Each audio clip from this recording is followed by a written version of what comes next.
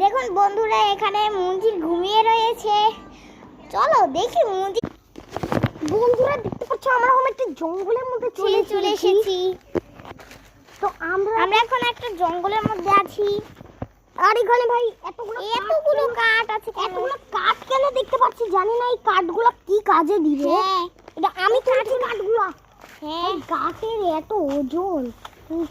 আরে ভাই, এখন জঙ্গলের ভিতরে যাবো। আরো দাঁড়াও এখন দেখি এখানে এটার ভিতরে কি রয়েছে। ওকে তো বন্ধুরা, এখন আমরা একটা জঙ্গলের মধ্যে আরেকটা জঙ্গলের মধ্যে। তো আমি ওইখানে যাওয়ার চেষ্টা করছি। ওইখানে জানি না কি কি থাকতে পিকনিক অনেক কিছু একটা বাসা বা কিছু একটা দেখা যাচ্ছে। ওগুলো মনে হয় সাপ থাকতে পারে। আর আমার জুতা আমার জুতা আটকা পড়ে গেছে এখানে।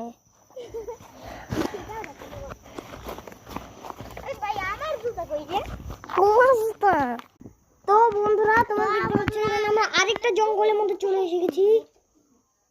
তো চলো এখন আমি একটু হাইটে নিই। এখানে অনেক জায়গা আছে। দেখো এখানে অনেক গাছ আছে বন্ধুরা। তো এখন আমরা চলো বাসার দিকে যাই। চলো আমরা এই জায়গাটার মধ্যে ছিলাম।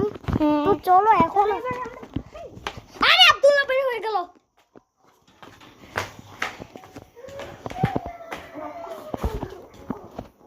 তো চলো আমরা এখানে এই জায়গাটার মধ্যে ছিলাম। এটা হচ্ছে সেই পুরানো বাসাটা।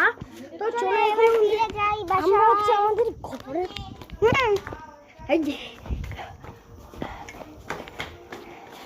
চলো এখন আমরা আবার বাসার মধ্যে চলে এসেছি।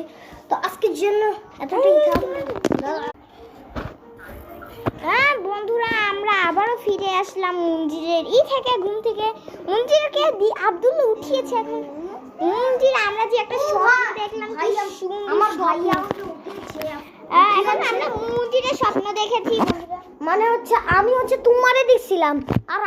আর আব্দুল্লাহ আমার ভাই আমাকে জাগিয়ে দিয়েছে।